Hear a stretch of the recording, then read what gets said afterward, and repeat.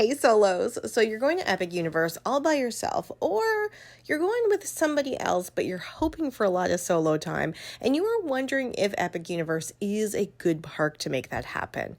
Is it? Well, solo spoiler, it is. In fact, it is a great opportunity to be able to spend some time with some people, but also just kind of do your own thing. There's enough space to do that. There's enough opportunities to do that. And I can't wait to share somebody's experience who talks all about that. Hi, everyone. It's Samantha. Olaf may not know who Samantha is, but now you do. And maybe for those of you who aren't really Disney people, that does not make any sense. But normally, this is the Disney Solo Magic podcast, the number one podcast for solo travel to Disney World, now in its second year, doing a series of 4 bonus episodes about Epic Universe. And I am just so excited to bring you this episode as well. It is with Victoria, also known as He Calls Me Pineapple Princess, who took a semi-solo trip to Epic Universe. And I just love that right off the bat, she said that this was a great park to be able to do semi-solo. And we talk all about that. We talk about what her favorite land is, why it was good to do it semi-solo, and how it compares to some other parks that you might want to do solo or semi-solo. The theme for this episode is really, it's a great park to, quote, get your life together. So let's get our life together and go to Epic Universe. Not together, of course, as solos, because that is what the podcast is about. You can reach Victoria on all of her social media down below, and please make sure you check out her reel where she talks about standing in line for 5 hours to do the Wizarding World of Harry Potter. Is that what it's called? The Ministry of Magic ride at Epic Universe. So definitely check out all her social media. Again, the links are below. The links to all my social media are below as well. But full disclaimer, there is no Epic Universe on there yet. But don't worry, you should still follow me there and also follow Victoria there. You can listen to this podcast on Apple, Spotify, and on YouTube. And please make sure you are subscribing and rating and reviewing and sharing with others so other people know how great it is to go solo to these parks. The other thing is that this podcast has a Patreon and has just been kind of reorganized to make it even easier for you to access the videos, the unedited videos of all of these solo stories. And this one in particular is quite entertaining. So usually I don't do a lot of editing with the solo stories unless like I tell a randomly long story, or unless my cat shows up in the video, or unless I make a blooper. All of those things happened in this conversation. So if you go on over to Patreon, it is $5 Canadian, $4 American. You get a 7-day long free trial. You get to watch you get to watch all the behind the scenes things that I really don't think really interrupted the interview too much when you listen to it. So there you go. If you like just quality content, listen to the episode. But if you'd like to laugh at my cat going back and forth and across my face, her big tail, then feel free to jump onto Patreon. But that is enough preamble. Let's get into the conversation with He Calls Me Pineapple Princess with Victoria, who was just wonderful. And I can't wait to have on again to talk about Disneyland and Tokyo and all that stuff. So anyway, let's head over to the episode. Hello, Victoria. I'm so excited to meet you and to talk about Epic Universe. Yeah, thank you for having me on. I was so excited. Yeah, I mean, it was this wild idea to bring people together to talk about Epic Universe. And then the people I've got to meet have been so cool to talk about their experiences. And it's weird for me doing these interviews because I know nothing about Universal and Epic Universe. So I'm excited to talk with you and you can bestow all the knowledge on us. Okay, I'll share what I can, and hopefully it'll help someone who's going soon. The other conversations we've already have, I think, are going to be so helpful for people, and I'm excited about your experience. So introduce yourself, please, for everybody. Well, sure. For those who don't know me, I'm Victoria. On Instagram, He Calls Me Pineapple Princess, and everywhere else, it's a version of Pineapple Princess. I am a preschool teacher. I'm a pet mommy. You can usually find me going to a theme park, or I'm usually just at home reading. I'm kind of boring, but Doesn't sound boring to me.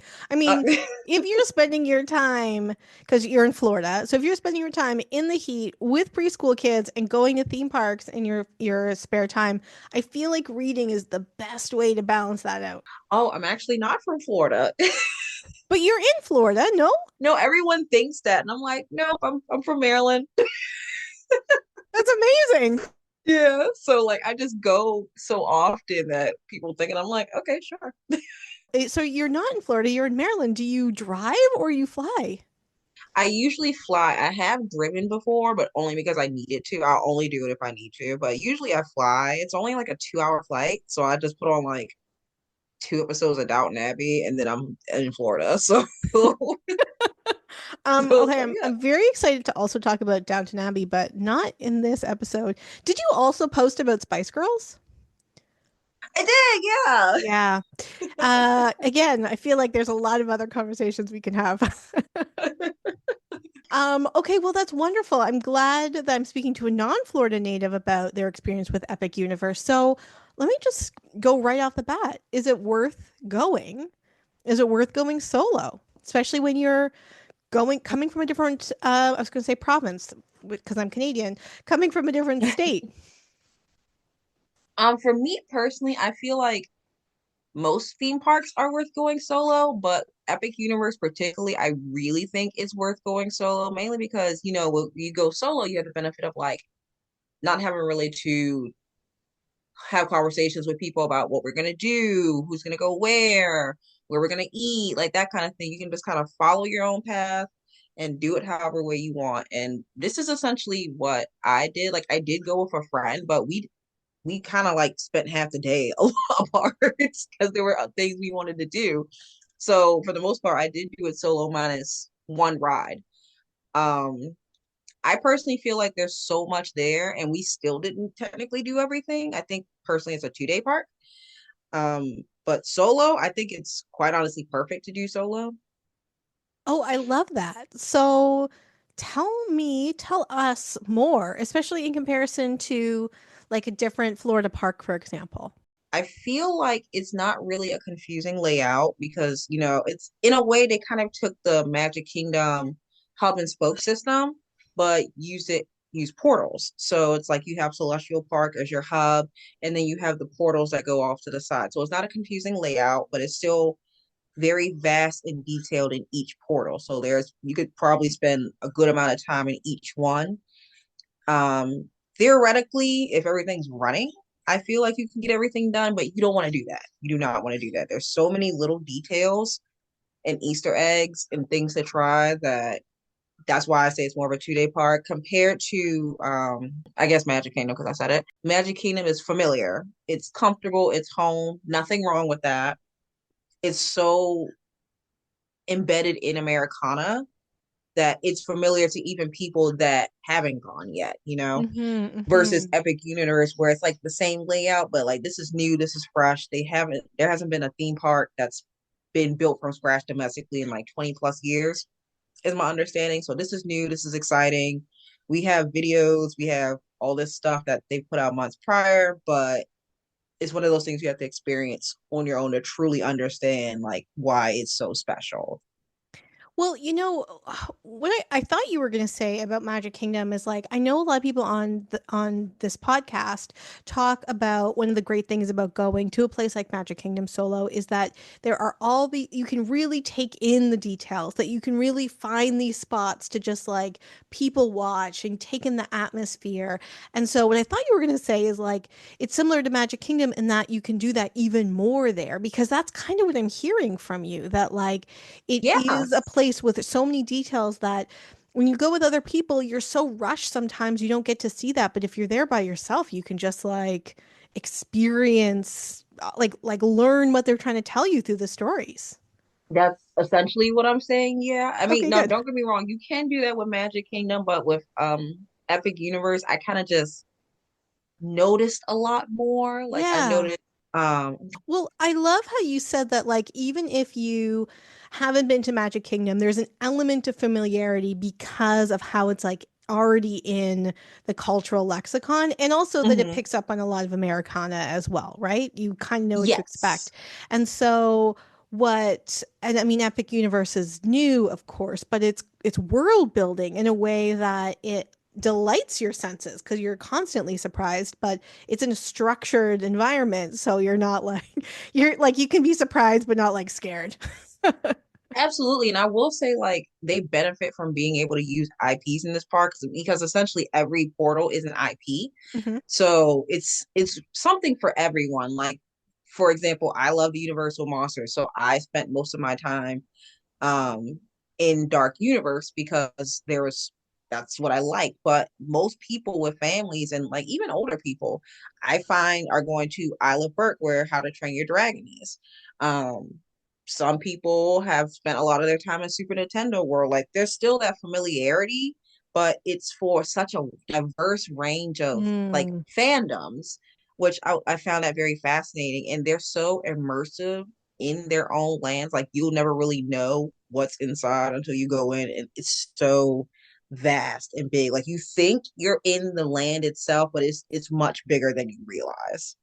That's really cool. Does it feel like you need to know the IP though? Like does it feel like you need to be aware of the story or the stories to enter the different worlds? Because I can see if someone is like already anxious to go like anywhere solo to be like, ah, but I don't know I don't know that movie. I don't know those characters like that they would Right. feel intimidated to go. So does the set of it all outweigh the story, if that makes sense?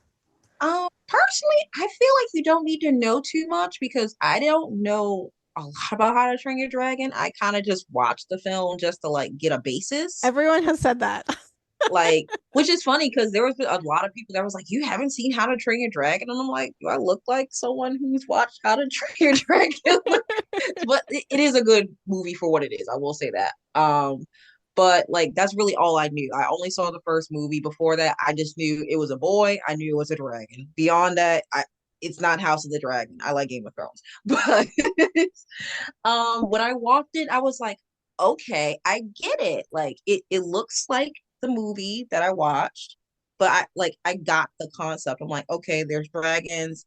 What also helps is that the portals have inscriptions that kind of give like an idea to the person walking in what you're about to walk into. And particularly with Isla Burke, there was a plaque before you go in, and it kind of gave a description of the land itself and what you're about to walk into. But to go and answer your question, I feel like a person doesn't really need to know too much to really go into each world. I will say the exception would be Dark Universe because there's kind of a stigma that it's scary and therefore people with families can't go in there. I know it's about solo right now, but like I feel like there's kind of a stigma and that's why families aren't going in there, but it's really not it's really not bad. It was kind of dead in there when I went and I saw no children. Okay, so that leads to another question I was going to save, but like, which land do you think is most hospitable for solos? And which land do you Hmm, feel is least hospitable to solos? It's been a very interesting informal polling to get these answers. good question. Most hospitable. I would have to say might be easier to say most least hospitable. Least Okay. hospitable. I'm trying to think. Probably say Wizarding World. Interesting. I would probably say Wizarding World only because but that was because I had a very rare experience in my opinion going into Wizarding World, but it was kind of hard to navigate as a solo person. Because I'm not saying anyone has to do this, but we just did it for personal reasons. Me and a friend, we waited for Battle of the Ministry. It was a 5 hour wait. We really should have just waited till the afternoon. The wait died down significantly, but to make a long story short, he worked on the ride vehicle and that was his first time riding it. So that was the only reason we waited. But it's hard to do that with by yourself because there's no bathroom. If you want to go eat, Mm. can't leave the line. Um, and that's the only ride in the land. So if you want to do it and it's a long wait, then it's hard. But It's that's a really interesting take. Different than what other people have said, and I love that. So you're yeah, saying that like Wizarding World is the least hospitable for solos because there's like less to do. There's only the one ride that's going to have yes, a long line. yes, And if you're okay doing it solo, you got your diapers on. yeah, If you're okay doing it solo, then that's great. But know that there could be a lot of like downtime in your day. yeah. So, and Mm. like I said, that's a rare experience for me. Otherwise, I would probably say, mm, if it wasn't like that situation, then maybe Super Nintendo, maybe. Yeah, I'll go Super Nintendo. Yeah. Okay. So does everyone else. Okay, yeah, Yeah. because but I also have a rare experience with that too because I only just went to the version in Universal Studios 2 weeks ago for the first time. So I've done both for the first time this month. Right. And I hated the one in Hollywood because it was so small. I felt very overstimulated and I was like, oh my God, I'm so nervous to go to this one, but it's not the same. However, for Super Nintendo here, it's very crowded. I just feel like it doesn't really work for someone going solo. Like I can't even really explain why. Yeah. I feel like it's just one of those things you have to kind of, like when you go, you know. Yeah. But yeah, so if it wasn't for the situation with Wizarding World, I would definitely say Super Nintendo World. Yeah, that's interesting. Other people too also said that like it's like there's just like a lot of families and that if you wanted to participate in some of the like interactive spaces, it just doesn't feel as hospitable because there's kids because there's so many kids there. Yeah, like actually, a good example is Donkey Kong Country because there's like games throughout the lands and the ride there wasn't open but you could still go in and there was like a game where you do drumming and once you finish it something pops out and but you kind of need more than one person to do it Mm, and the only people who would do it are kids. So they ended up just letting me do it by myself, and the other team member helped me, and then we ended up doing it. Like there's kind of things you have to have multiple people to do. yeah, So if you're alone and then it's just like kids, and you don't really get to experience the game. But right. that's just It's one. it's interesting because like the universal stuff is not that appealing to me. Although but Understandable. I feel so much FOMO though with all the Epic Universe stuff. I think that's why I'm doing these episodes. But like the Yeah. Nintendo world feels like the one I'd be the most excited for because like I played Nintendo with my grandfather. But I was saying to somebody else, like, I feel like I would just walk in and cry. We're very pro crying on this podcast. But it just seems like if you are a grown adult by yourself and you just start sobbing in the middle of Nintendo World, people are going to be like, maybe take it over to Harry Potter. I can see that. And I get it because like I recorded my first time going in and like the way it just opens up, I completely get how someone would cry because that's kind of how I was in Dark Universe when I saw the castle. Like it was so weird. It was like the Cinderella castle, but it was like a haunted castle with monsters in it. It was so weird. But like I did think when I was like, it's the castle. I love it. I love it. So how about But things yeah. like food or like places to sit, like that type of stuff? Oh, I feel like based on what I saw, there was a lot of like options for seating and like shade in every not in Dark Universe.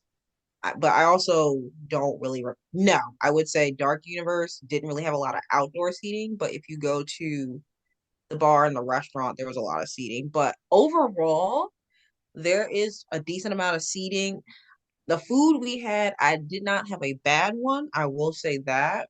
We ate at Pizza Moon. We ate at Das Steakhouse. We had a drink from Burning Blade Tavern. We had the mac and cheese cones from Isla Burke, but technically we didn't have them in the land because the line for Wizarding World was so long. My friend was able to go to Isla Burke, get the food, come back, and get in line. So that's where we tried them. And then we went to Bar Helios in their new luxury hotel and had dinner. and every single thing we had was delicious. Like it was so good. That seems like They a lot of also had a food in lot. one day. Oh, I eat big back. I eat big. I love it. I love it. Because I was going to Like ask, I like, how are the portions? the portions were really good. Now I did have to split something. We did have to split the pizza at Pizza Moon because they were really big. They were kind of like personal size, but you get so much in them. And I will say, they had some decent allergy options too. It's good to know. Um, I did look at. I wasn't really looking for gluten free. I was more so trying to look at the allergy thing as a whole, but every place we went to had a decent option. So I will say that. But overall, food is amazing. Portion size was really, I was very surprised by the portion size. It's like you definitely get what you pay for. And the seating, I actually found quite a few places to like sit in each land and people watch, with the exception of Dark Universe. Especially Celestial Park, their main hub, which is like a giant fountain in front of their hotel. Nice people watching place. There's no shade, but it's a lot of green space. So that was nice. That's good to know because, like, if you are there solo too, like, it's not like you can take your leftovers and like give them to somebody else to hold, right? Right, exactly. Like you can really, and there's a lot of snack places around that area too. So like you can like, I think there was like a bao bun place. Uh-huh. You can get like bao buns, and there's like an ice cream place. You could quite literally just find a seat across from like their carousel and just watch the carousel go, or like go to the fountain and just watch the fountain go. It and there was benches and stuff. It was really nice. That's great. That's great because like so many people talk about all the rides, right? So to me, like I'm thinking of a very like fast-paced type of park, but I appreciate you talking about that there are places to sit and just to kind of like consolidate your energy and like refuel your coffers so you can like do it again. Yeah, that because that's exactly what I did. Like once I left Super Nintendo, I was like, wow, that really took a lot out of me. And then once you leave Super Nintendo, I was kind of like heading to Isle of Berg, but like this hub and spoke system, it puts you right back in the center, and it put me right back in the carousel. And I was like, maybe I just need to ride the carousel. And like it zenned me out. And then like I sat in the park for a minute, and it just kind of like mellowed me down. And then I was able to go back to Isle of Berg. It was just very peaceful, and it got me like back to center. And I think I was like, that's kind of what you need in a theme park. Like you need green spaces, you need solo spaces where you can just get your life in order and then head out. Yeah, I mean, I really wish there was like a theme park right outside my door where I could get my life in order. Not because my life is out of order, just like I just want to be closer to Cinderella Castle. I, Yeah. I get that. So, what was your favorite land to experience? Where is someplace that you think like someone going solo definitely need to spend some time and get their life in order? Mm, honestly, I'm gonna say Dark Universe, and not because of my bias, but only because if you want to get away from people, it's like dead in there. Like because Literally. there's no, yeah, literally there's like no families in there. And it was people, but it was so quiet. And I was like, it was honestly the most quiet land we went into. Interesting. Like like you can go into the restaurant and sit. There was plenty of seating. It's kind of like Gothic era, so you get the dim lighting. You can like mellow out. There's a bar too. Um, and no one really bothers you, honestly. Like no one bothers Yeah, you. and like I from don't, what yeah. I've heard from other people, because that has been the consistent answer that that's the best place for solos, is that I just blanked on. You gotta go to Dark Universe and get your Yeah, life in that's order. right. Get my life together.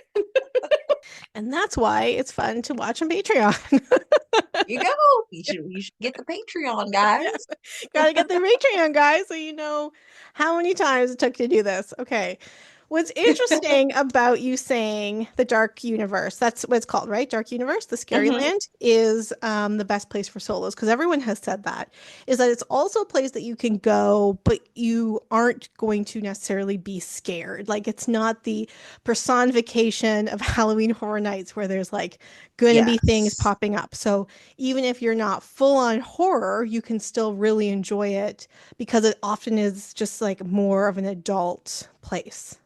Yeah, absolutely. Like I said, no one popped out at us. I originally thought when we went through the ride queue for Monsters Unchained that was gonna be the case, but nothing popped out at us. There are no jump scares anywhere.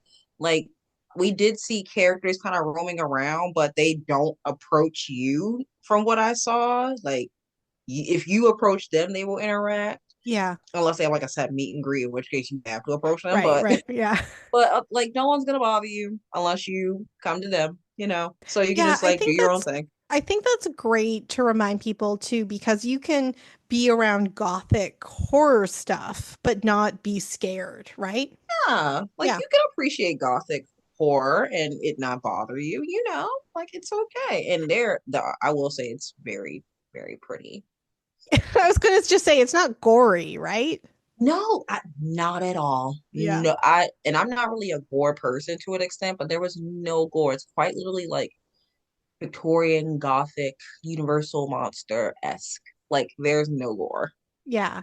That sounds really cool. Yeah, it definitely it sounds like even if you were scared of it, like not to, that it is really like the prettiness of Cinderella Castle, but just gothic. Yeah, that's the best way I would describe it. Yeah. So what, when you go back and do it, Hmm. especially if you are imagining yourself going back solo, what is the one thing that you do not want to miss? Definitely Monsters Unchained. Okay, I love it. Like I'm on it. I'm gonna be honest when I say that's probably the best ride in the park. Okay, cool. Like it's Not not the a Ministry of coaster. Magic. You know what? That's my number three. Ooh, okay, there's a ranking That's system. Please, yeah. please share Now your I didn't ranking system. sure I didn't do everything because two of the rides were down that day. So I said Monsters Unchained, Stardust Racers, which is And their where's dueling that one? coaster. That's in It's Celestial Park? yeah, that's their dueling coaster. It is fair warning, it is intense. I like coasters, but like that was it was I wasn't ready.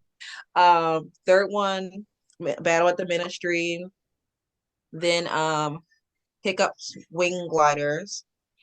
What was the other one I did? But Okay. Yoshi's Adventure is last. I don't know. Okay. And was there one that would be like better for solos or like worse for solos? I'm a little torn because there's kind of two that come to mind. Well, the first one would be Battle at the Ministry because they did actually have single rider open Uh-huh. and ended up passing people who left our line in single rider and they were still waiting. So I don't know if that would be the best ride to do single rider in. And then Stardust Racers because you there's no single rider, so you could be waiting a little while depending on because they kind of do it by like party, so it's kind of like you might wait a little longer, but not so much. Those are really the only two that come to mind. Like otherwise, you could do like Yoshi by yourself. Like we just Yeah, didn't do Mario Kart because it kept on going down, but so right. I can't really do anything about that. Right. Yeah, right. This has been so fun to talk. Is there anything about Epic Universe for solos that I haven't asked you about that you want to make sure that people know? Mm, I would be say don't be afraid to approach people. If you're solo, you probably aren't, but if you're starting off solo, like don't be afraid to ask questions, especially from the team members, because they really seem like they love to like answer questions and talk about the story of where they are and all those kinds of things. Like don't be afraid to ask a question and don't be afraid to really get into the story and immersiveness of where you are because it makes it a lot more fun. I know with accessibility, there were some people that asked me about accessibility. For the most part, a lot of the portals, especially the Super Nintendo world, I noticed it particularly are accessible. Lots of elevators. A lot of the portals have like side entrances. If you have like accessibility issues, like mobility issues, that you don't have to really go through the main portal, but the side portals still have the same theming as the main portal. So Mm. you don't miss out on the theming. And I noticed that with Monsters Unchained too. They have like a separate queue, but you still don't like they don't skip out on the theming for that. It's They so used to have a lot of important. yeah, which is Yeah. like I know a lot of people ask me about that, so I wanted to just emphasize that, especially if you're solo with a disability, that's really important. Otherwise, no, I think that's about it for the most part. Okay, that's great. Well, the last question I have for you, I think you've already covered, but like, what is one thing that you would tell people about going solo to Epic Universe? It might be controversial, Ooh, I love but controversy. I I mean, yeah, know I because don't it know. really depends on the person, and I'm a Virgo, I'm so a Virgo too. oh yay. I know a lot of people and a lot of my like friends and stuff were like, I don't want to watch any videos. I just want to go in blind. Don't do that. No, don't do I'm that because begging you're listening to this podcast. that part. I'm like that part, and I'm just like, no, this is a new theme park. You gotta have at least a basic. If anything, please just watch like the IP so that way you kind of have a base. Like you can't walk into a brand new theme park with brand new tech and all these things and you don't know like where's the best place to get food, where's the best place to get this, where do I get merch, who's this character. Like going into a new theme park blind sounds crazy, so I'm just like I would personally just do a little bit of, at the very least, go on Universal's blog and look at what Go Epic on Universe Universal's has. blog. Also, listen to all four of these bonus episodes I have There you created go. because it's Pay for the funny. Patreon. Yeah, that's right. Become part of Patreon. See me blanking on words. Because like I have not followed any Epic Universal stuff. Again, it's just like not my thing. But I'm happy for everybody. But then like I've spoken to four people that people will hear stuff about, but five people overall. And I'm like, okay, like if I was gonna go solo, I already kind of have an idea of what to Yeah, do there and you the things to, go. right? And it's interesting. It's only been five conversations and I think that's a really good point because, yes, listen to this podcast and listen to this Exactly. podcast if you're planning on going to Disney solo, because that's really what we do. And I do that often. So, Do you have a Disney solo tip as we before we say goodbye? my Disney solo tip, bring a reusable water bottle. Love it. I mean, I'm just like, a lot of people think they can handle the Florida heat, but it's not the heat that'll get you, it's the humidity. Oh, So, yeah. Who are people that think that? Those people are wrong. yeah, but they think they're right. And I'm here to tell you. Oh, no. No, people, you're wrong. Yeah. Mm, This was so wonderful. Thank you so much. Maybe we'll get an opportunity to talk about Disney in a longer episode, but thank you so much for coming along to talk about Epic Universe. I really appreciate it. oh, thank you for having me. I was so happy to be able to talk about it. And I would love to come talk about Disney Solo anytime. I just came back from Disneyland, so That's great. I don't worry. We like you're on the list. We will have another conversation. How can people get in touch with you and to see all the content that you create? they can find me several places. You can find me on Instagram at He Calls Me Pineapple Princess, and if you click on the bio, there's like a little link tree that'll show you everything: my YouTube, my TikTok, all types of stuff. But I'm posting more to the YouTube. My Tokyo stuff will be up like when I'm done with Epic Universe. So Oh, well, look at you. I know. That's just something you dropped in there. You know. Well, I just actually had a conversation with somebody about their experience at Tokyo, and I have another one coming up. So that's the third person, but it'd be really great to talk about your experience there too. Sure. Yeah, it's been really fun for people to share their experiences at the Asian parks and to be able to bring those. So, well, maybe we'll talk again. Yay. Sure. I'm Yeah. Yeah. down. All right. So until then, see you later. Bye. Hey Solos, it's Samantha. I hope you enjoyed this episode as well as all the episodes of Disney Solo Magic, the #1 podcast for solo travel to Disney World. If you loved this solo story as much as I did, you probably will love watching it even more. The Disney Solo Magic Patreon has been reorganized to make it even easier for you to access this type of content. The Patreon has unedited videos of all the solo stories, as well as reflections on each episode, including the solo stories, an opportunity for you to vote on future episodes, and a monthly release schedule, which is always subject to change, but it's always kind of interesting to see what's planned. What's great about the solo story videos, and the reason why I really wanted to do the Patreon, is because we have so much fun having these conversations.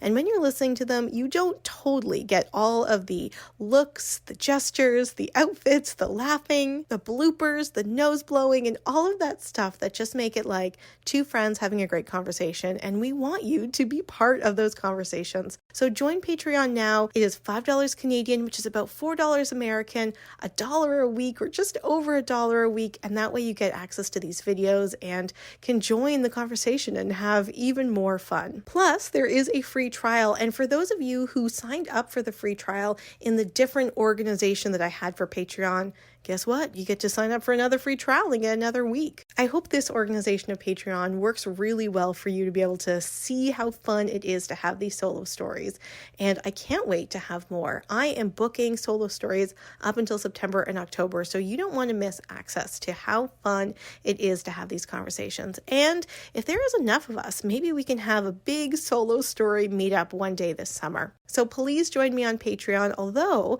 if you're unable to join the Patreon right now, you can also support the podcast by subscribing, rating, reviewing, commenting, and sharing the Disney Solo Magic podcast to all of your friends and family across all of the platforms that we are connected with. The links to all of this is below, and I can't wait for another wonderful season of content. Bye!